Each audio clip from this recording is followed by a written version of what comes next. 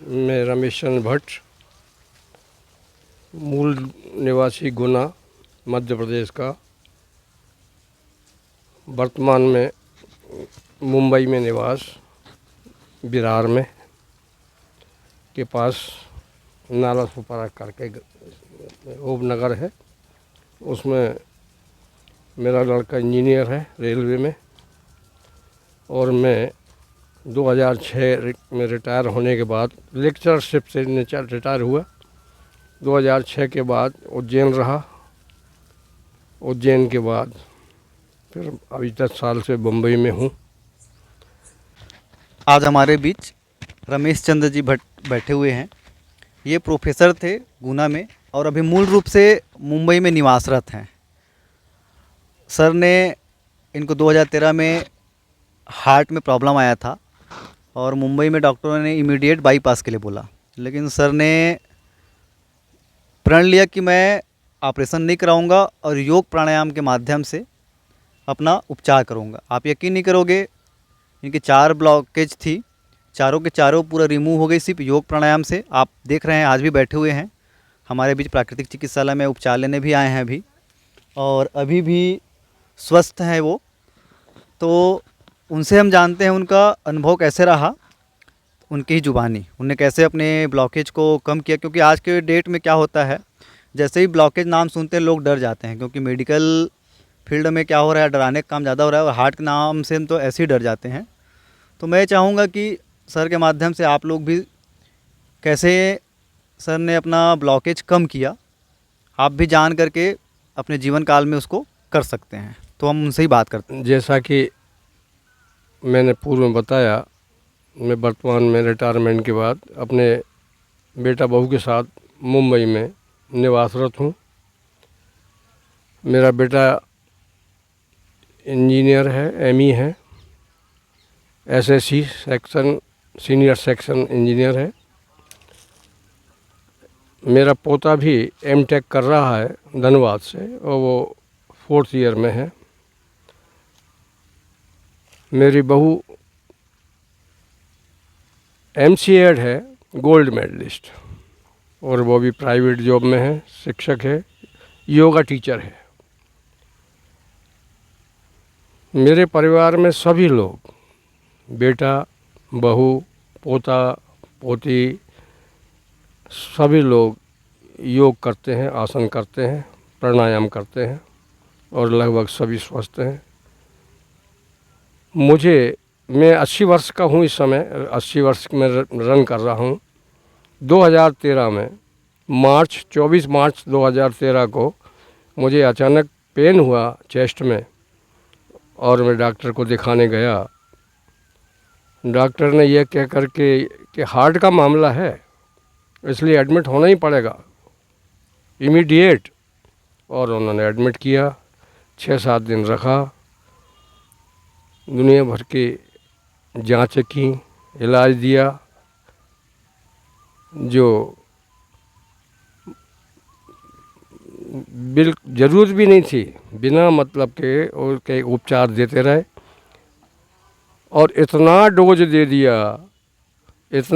दे दिया कि 7 दिन हॉस्पिटल में रहने के बाद 7 दिन तक भी बराबर कंटिन्यूशन में 24 घंटे मुझको हिक्का बोलते हैं, हिचकी चलती रही ओवरडोज के कारण, और वो खुद देने वाले डॉक्टर लोग नहीं समझ पाए।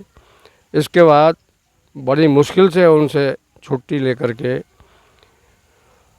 घर पे आया। उन्होंने जांच के लिए लिखा, एंजियोग्राफी के लिए। मैंने एंजियोग्राफी, पास में एक उपनगर है बसई, वहाँ से मैं एंजियोग्राफी कराई। 2 आर्टरीज 95, एक 90% और एक 40%, 4 में blockage. Immediate open heart surgery की सलाह दी गई। मुझे मालूम था कि वो हार्ट का ऑपरेशन कराना माने मृत्यु को बुलावा देना है। मैं पूर्व से ही कभी मैंने एलोपैथी दवाई ली नहीं, मजबूरी में उस समय लेना पड़ा। मेरे पिताजी नाड़ी विशेषज्ञ थे, इसलिए मैं आयुर्वेद से बचपन से जुड़ा हूँ। मैंने कई दवाइयाँ जो पिताजी बनाते थे घर पे, उनमें सहयोग करता था। इसलिए मुझे बचपन से ही जो है आयुर्वेद के प्रति लगाव था। और मुझे योगाभ्यास में, योगासन में, प्राणायाम में पूरा विश्वास था। और मैंने सब परिवार के लोग, बेटा बेटी, बहू, नात, दामाद, सब इकट्ठे हो गए, ऑपरेशन के पीछे पड़ गए। मैंने कहा मैं ऑपरेशन से मरूंगा तो मरूंगा, और वैसे कब मरूंगा तो मर जाऊंगा, आप लोग चिंता न करें, मैं ठीक होके बताऊंगा। और मैंने दूसरे दिन से ही पतंजलि की दुकान कहाँ है, जहाँ मैं रहता हूँ नाला सोपारा में, मालूम करते हुए मैं पहुँचा।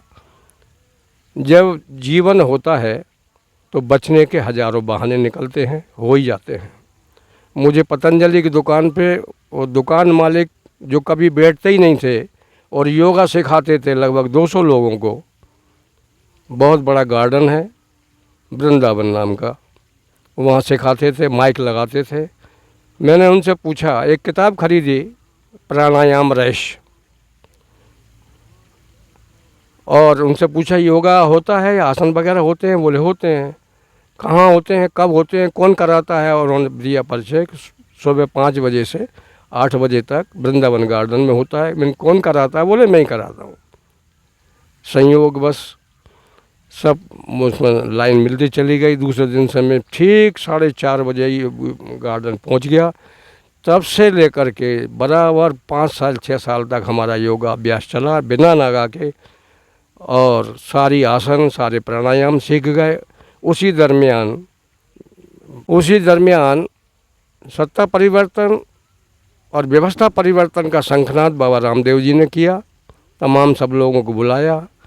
मेरा भी सौभाग्य से 80-85 लोग जो बम्बई से उस समय गए थे, मेरा भी नाम था। हम 15 दिन वहाँ रहे तब, और वहाँ पूरी तरह से आसन वगैरह सब सीखे हुए तो थे ही।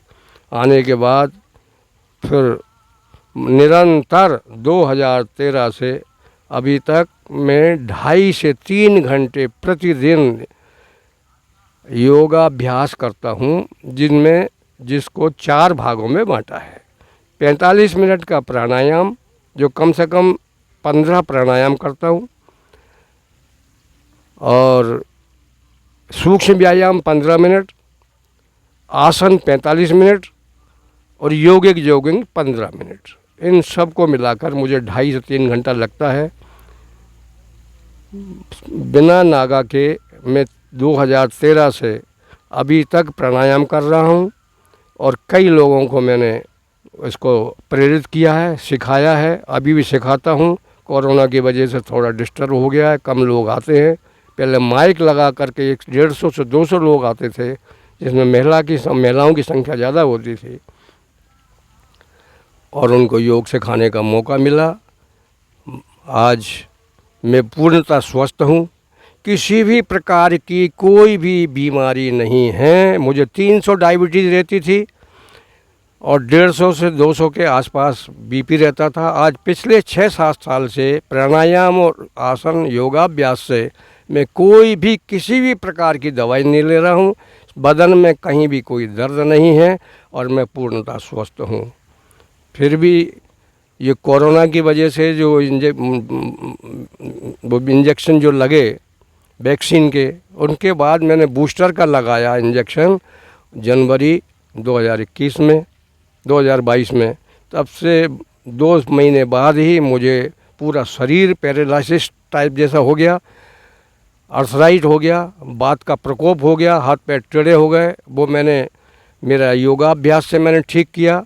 थोड़ा आयुर्वेद का भी सहारा लिया, जो पतंजलि में मेगा स्टोर में श्री सिंह साहब वैद्य हैं, उनकी से दवाई भी ली, और योगाभ्यास, आसन, प्राणायाम के द्वारा मैंने शरीर ठीक किया। इसके बाद ये इंजेक्शन जो बूस्टर का लिया, उसकी वजह से फिर मुझे एक्जिमा टाइप जे हो गया, चर्म रोग हुआ, और सांस लेने में तकलीफ़ हुई, और आँख पे भी असर पड़ा।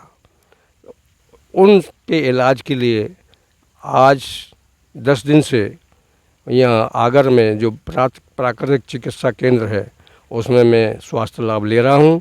और 10 दिन में दोनों ही तीनों चीज़ों में 75 से 80% मुझे लाभ है। और मैं अब कल 2 तारीख को यहाँ से जाऊँगा। निरंतर जो डॉक्टर साहब ने यहाँ दवाई दी है, जो उपचार बताया है, वो निरंतर करूँगा, और मुझे पूर्ण उम्मीद है कि मैं इसी योगाभ्यास प्राकृतिक चिकित्सा से ठीक हो जाऊंगा। जो अभी वर्तमान में बीमारी आई है उसको भी ठीक कर लूँगा। एक और मेरा अनुभव पूर्व में रहा कि जैसा कि मैंने बताया कि मेरा आयुर्वेद में बेहद विश्वास है। बचपन से मैं जुड़ा हूँ। मेरे पिताजी नाड़ी वैद्य थे और ये बता देते थे नाड़ी देख करके कि 2 महीने 1 महीना पहले आपने क्या खाया, 4 दिन पहले क्या खाया। दुर्भाग्य से मैं कुछ नहीं कर सीख सका। जब मैं एक गुना जिले का छोटा सा कस्बा मधुसूदनगढ़ में लेक्चरर था, तब मुझे अल्सर हुआ। मेरा पेट बहुत बड़ा हो गया, पेट में जलन पड़ने लगी। कई बार ऐसा लगा कि अब गए कि तब गए। 4-5 जगह मैंने एक्सरे करवाया, सब ने डोर्नेबल पेप्टिक अल्सर की घोषणा की कि ये है और ऑपरेशन कराना पड़ेगा। दवाइयाँ लेता रहा, मर्ज बढ़ता चला गया। सौभाग्य से जैसा मैंने बताया कि जब जीवन होता है तो बचने के 1000 बहाने निकलते हैं, परमात्मा देता है। मुझे भी एक रामदानंद शास्त्री इंदौर में हुआ करते थे, वहाँ जाने का मौका मिला। उन्हें केवल नाड़ी देख करके ये पूछा, एक सब प्रश्न किया, क्या कभी तुमको आँव के दस्त लगे? मैंने कहा लगे। कब की बात है, कितना पुराना? मैं 2 साल पहले। कोई गोली कैप्सूल खाई एलोपैथी? मैंने कहा मैंने खाई। अब बिल्कुल तुम ठीक हो जाओगे। अब वो अल्सर कहाँ चला गया, क्या हुआ, अल्सर था नहीं था, क्या मतलब ये हमारी जो एलोपैथी पद्धति है, मैं क्या कहूँ उसके बारे में। कितना झूठा प्रचार प्रसार जांच ये सब करते हैं, लोगों को भ्रमित करते हैं, लोगों को डराते हैं और उसका भय के कारण लोग पैसा देते हैं और वो लूटते हैं। मैं इतना उन सब लोगों से निवेदन करूंगा जो भी सुन रहे हैं कि भूल से भी एलोपैथी दवाई, जब तक इमरजेंसी नहीं हो, वो भी एक आध बार 1-2 दिन की दवाई ले लो। इसके बाद यूनानी चिकित्सा, आयुर्वेद चिकित्सा, नेचुरोपैथी की इसमें कराना चाहिए। तो मुझे अल्सर जब हुआ और उन्होंने नाड़ी देख करके जब मुझको ये बताया कि आँव के दस्त लगे, उनको रोका और उसकी वजह से ये हालत हुई। और वो आयुर्वेद को जीत करके मैं, और यहाँ मैंने जैसे पूर्व में बताया, आज आगर में ये पतंजलि इसके द्वारा ये नेचुरोपैथी के इलाज ले रहा हूँ।